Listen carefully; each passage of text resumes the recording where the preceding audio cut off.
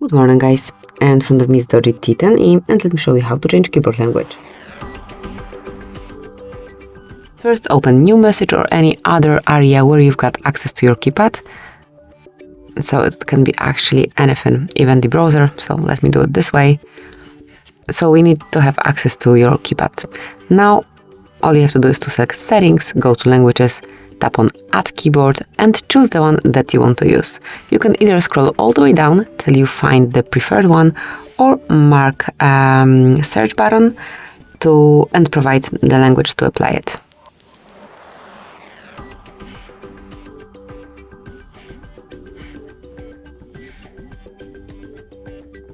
And then mark done once selected.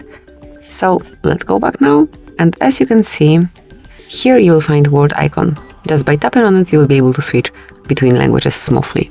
So that's it, that will be all. Obviously, you can change keyboard language whenever you want. Thank you for watching, please subscribe our channel and leave the thumbs up.